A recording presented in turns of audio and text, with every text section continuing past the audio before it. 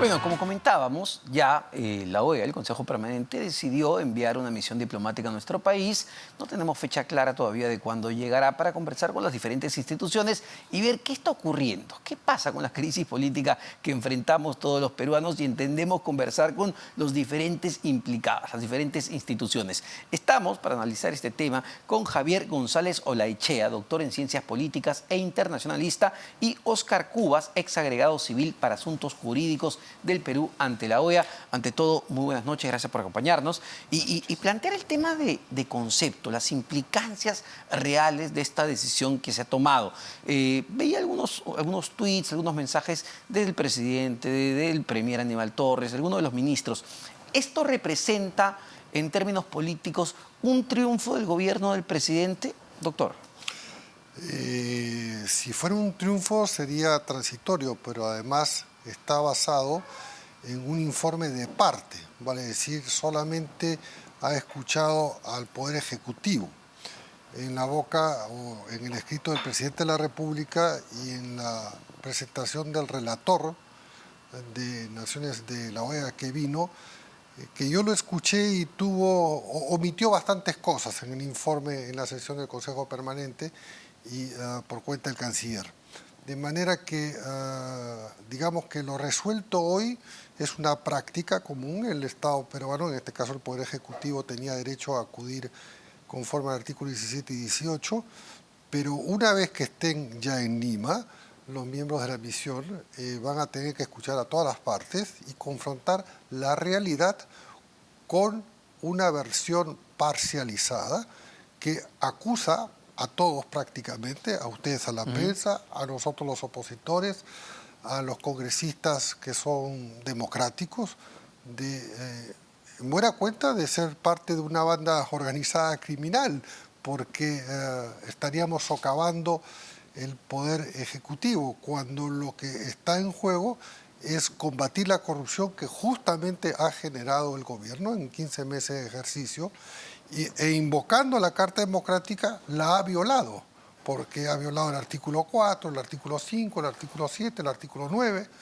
va a decir que hablan de probidad en la gestión pública, de transparencia, de rendición de cuentas, de respeto a los derechos fundamentales, entre los cuales está la libertad de expresión, y no podríamos decir que el presidente de la República es un dichado de respeto al derecho cuando se oculta de la justicia, cuando no declara, cuando tiene que declarar, y no cumple con la función número 1 del artículo 118, me parece, de la Constitución, que es cumplir y hacer cumplir la Constitución, las leyes y los tratados internacionales. Va a decir, él es el garante de la ejecución de la ley cuando la evade, y por no decir, le saca la vuelta haciendo trampa. Claro, sin embargo, hablaba de esta sensación, ¿no?, de triunfalismo de parte de las autoridades del gobierno, porque la moción, en todo caso, que se vio en el Consejo Permanente, fue aprobada, entiendo, por, el término es aclamación, y algunos representantes de Colombia, Bolivia, se les escuchó muy entusiastas a adherirse a la posición peruana. Sí, a ver, creo que es importante partir del hecho que la representación a nivel internacional del Estado la tiene el Poder Ejecutivo. Y es en ese sentido que justamente hay que atender a qué fue lo que solicitó el Estado peruano, representado en este caso por el Ejecutivo. La aplicación de la Carta Democrática Interamericana en lo que respecta al artículo 17 y 18, y que se envíe una misión de observadores para que puedan participar y promover el diálogo.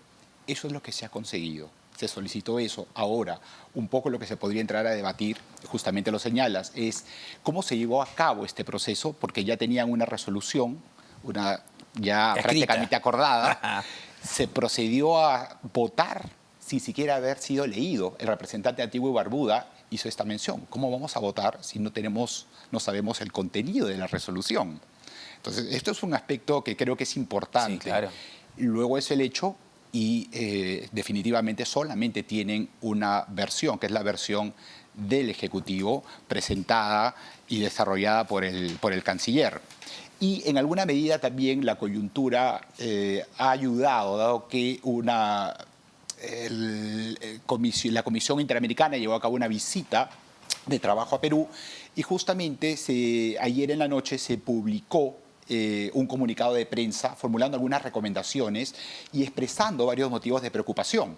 Pero esos varios motivos de preocupación tienen que ver con la falta de institucionalidad y la grave crisis que ha ocasionado también el actual gobierno. Y que es importante, y esos aspectos lamentablemente no fueron presentados por el comisionado al momento de hacer su presentación en la sesión de hoy. Es decir, prácticamente dejaron todo listo para que se aprobase la resolución y prácticamente por unanimidad. Sí creo que es importante señalar varios motivos de preocupación también en lo que respecta a las intervenciones de algunos de los representantes permanentes, porque creo que no tienen información completa. Se ha hablado de discriminación, se ha acusado aquí una persecución política, incluso motivada por temas raciales, ¿no? Que creo que es bastante preocupante, la representación de Argentina. Exacto, bueno, también, a ver, la de Bolivia llamó mucho la atención, pero es la sensación que a uno le queda luego de escuchar, pues, no sé si llamarlo debate o digamos, participaciones, pero interesante, no sé cuál es la lectura que le dan, lo que dijo el día de hoy, según reseña la agencia de noticias EFE, el portavoz del Departamento de Estado de los Estados Unidos, Ned Price, dijo: creemos, sobre el tema peruano, lo que había aprobado la OEA, creemos que la rendición de cuentas es vital para un sistema político democrático. ¿Cómo a ver, los Estados Unidos, ¿qué nos están diciendo? ¿A favor, en contra? ¿Con quién están jugando? A mi juicio, ese mensaje es directamente al gobierno Castillo, que no rinde cuentas para nada, ¿correcto? Pero respecto a lo que bien ha señalado el doctor Cubas, en lo que fue la locución del representante argentino, suena un poco a cinismo, porque llegó a hablar inclusive de discriminación y de impunidades y otras cosas, cuando la Argentina, digamos, la Argentina padece de un cáncer endémico terminal, pero que nunca concluye, que es el peronismo de hace 70 años, en donde la impunidad de la señora Kirchner y del presidente de la República se manifiesta históricamente, vale decir, desde 1940 aproximadamente hasta la fecha, salvo 3 presidentes de la Rúa, Alfonsín y Frondizi, la Argentina, en términos argentinos, afanan, roban todo lo que pueden de día, porque de noche la Argentina sigue creciendo, ¿no? Es afortunada. De manera que es una suerte de cinismo que vengan en el seno de la OEA a darle lecciones de moral al Perú, un gobierno que evade todo y que además históricamente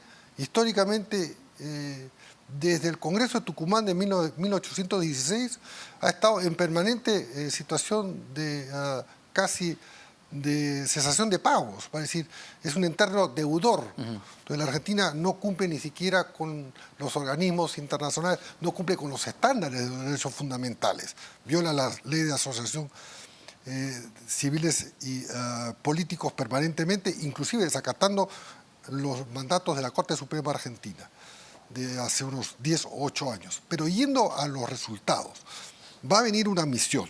Bueno, hay que darle la bienvenida. Cordialmente, nosotros somos un país históricamente hospitalario, pero va a tener que escuchar a todas las partes.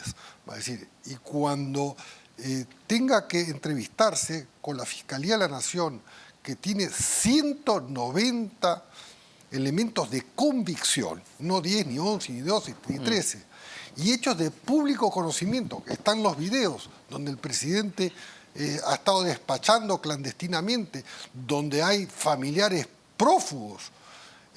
¿Qué podrá decir? ¿No podrá recoger esa versión? ¿Qué es lo que va a recomendar cuando dice que hay que fortalecer el sistema democrático mediante el diálogo? Porque a eso vendrían.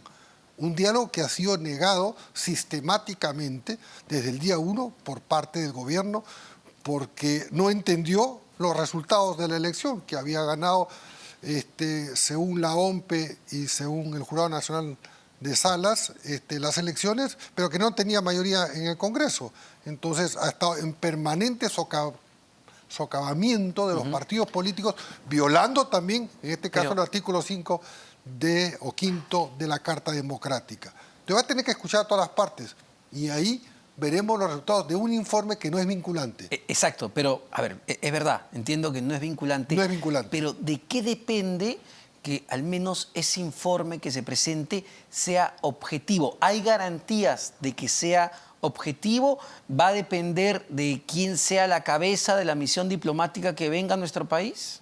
Creo que es importante aquí toda la actuación y la calidad de la información que se pueda proveer a los integrantes de la misión de observadores. Eso es muy importante y sobre todo solicitar y tratar de poner en conocimiento de la opinión pública la información que se brinda, justamente para tratar de asegurar la transparencia y el resultado final, ¿no? Y el resultado final de lo que se pueda presentar y pueda contener ese informe final, porque va a contener algunas recomendaciones. Entonces es muy importante buscar algunos mecanismos que aseguren que la información sea primero fidedigna y que luego la información sea realmente incluida y pueda ser valorada. Y justamente, ¿no? Porque esto tiene relación con lo que preguntabas al inicio, no se puede hablar de triunfalismo. En todo caso, el resultado final y la calidad de las recomendaciones, porque si estamos en una crisis podríamos aprovechar este espacio de diálogo para tratar de encontrar una solución que sea impulsada por los propios actores políticos, por los peruanos,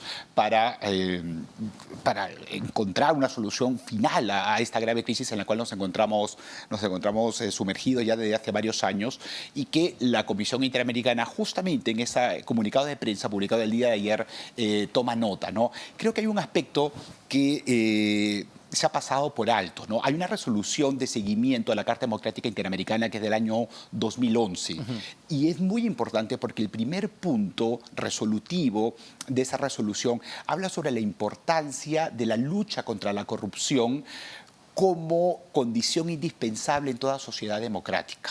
Y creo que solamente en el Consejo Permanente se está con una visión netamente formal de democracia. Es decir, nadie niega que Castillo y su partido político hayan ganado las elecciones. Sí, claro. Pero democracia implica además respeto a los derechos fundamentales. Es una condición absolutamente indispensable y los actos de corrupción implican violaciones a los derechos humanos y por lo tanto hay una obligación constitucional, convencional y también legal del Estado de investigar y de sancionar toda violación a derechos humanos y consecuentemente todo acto de corrupción. Y como, a ver, exactamente, como usted dice además, toda democracia implica independencia de poderes, implica un gobierno o autoridades transparentes, pero ¿qué nos dice que esta misión que venga, este informe que se lance, lo que busquen finalmente, cuando uno ha escuchado lo que ocurrió el día de hoy en el Consejo Permanente, no busquen en realidad lavarle la cara al gobierno de Castillo? Bueno, evidentemente la operación, es decir, la intención original ha sido la de una vacunación, la de una vacuna anticipada a lo que el gobierno prevé que pudiera ser un control político severo por parte del Congreso, en uso de sus prerrogativas, de manera que, y que pudiera en algún momento arribar a una suspensión temporal o a cualquier otra figura prevista por la Constitución. Pero yo quisiera subrayar que la misión que va a venir no es técnicamente una misión de observadores, es una misión que viene a evaluar y eventualmente a promover un diálogo entre las partes. Bueno, misión de observadores es básicamente para los momentos electorales, si hay acuerdo entre el Estado que genera una elección o que produce una elección y la organización que acepta venir a observar esas elecciones. Pero además, lo que nos va a dar un signo de la imparcialidad o no, aunque yo dudo mucho, porque el señor Almagro ha dado innumerables muestras de ideologización de su gestión, con lo cual prácticamente a mi juicio tiene una incapacidad moral para ejercer el cargo, esa es la verdad, de quién encabece la misión. Porque normalmente la encabeza un ex canciller de algún país o un expresidente. Y entonces, supongamos, si fuera presidido por un ex canciller con una línea de izquierda o derecha, uno podría decir, bueno, van a escuchar a todas las partes o se va a sesgar. Pero no, depende de la trayectoria, no solamente del pensamiento ideológico. Si, por ejemplo, a mí me encantaría que pudiera venir y que encabezara la misión el expresidente Ricardo Lagos de Chile, socialista, presidente de la Concertación, pero que cuando salió de ser presidente tenía más del 75% de aceptación y es quien ha hecho un duro llamado al gobierno chileno respecto a los resultados de la Convención Constituyente y producido una suerte de apertura a un diálogo para unas reformas constitucionales. Va a decir, no importa solamente la persona, sino la trayectoria en los hechos, qué es lo que ha demostrado en su vida, ¿no? Ahora, si viniera evidentemente una personalidad que sabemos perfectamente que cuando tuvo la oportunidad de ejercer el poder lo hizo de una manera improba o tendenciosa, pues podemos anticipar que así como se ha producido hoy una lectura parcial de lo que el relator pudo levantar aquí en el Perú como información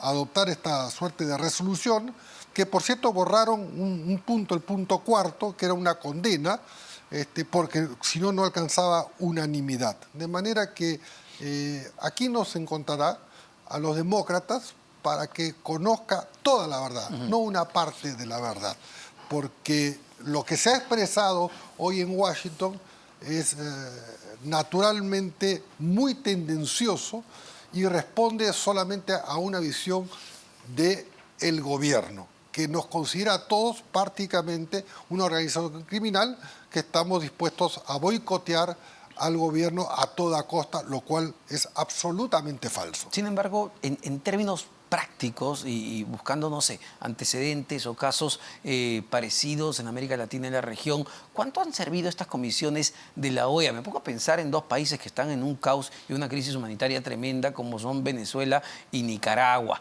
Las comisiones, las misiones de la OEA, ¿han terminado teniendo resultados positivos?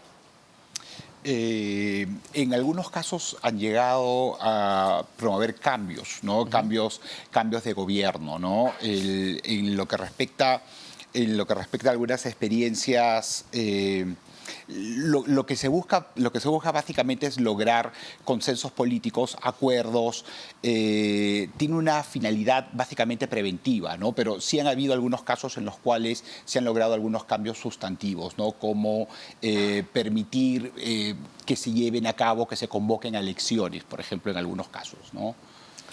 En el caso peruano, para concluir, ¿Sí? en el caso peruano es muy difícil que pueda una recomendación de fortalecimiento democrático vía el diálogo, que dialogue quien acuse con quien es acusado, con 190 elementos de convicción.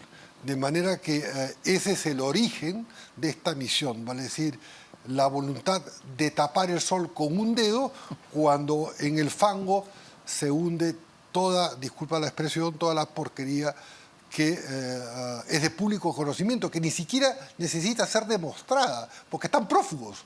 Es decir, parte de los familiares están prófugos, están siendo protegidos. Es decir, de Palacio de Gobierno, no voy a repetir todo lo que se sabe. Se robaron las cámaras, en fin, los celulares desaparecieron. Sí, claro. Es decir, ¿cómo negar esos hechos de la realidad? Es como que tú y yo, finalizando, y el doctor Cuba, discutamos si esto es una mesa. En filosofía política, esta es una mesa y esa es la verdad objetiva. Ahora, la subjetiva, que para mí puede ser pequeña y distante, y para ti puede ser grande.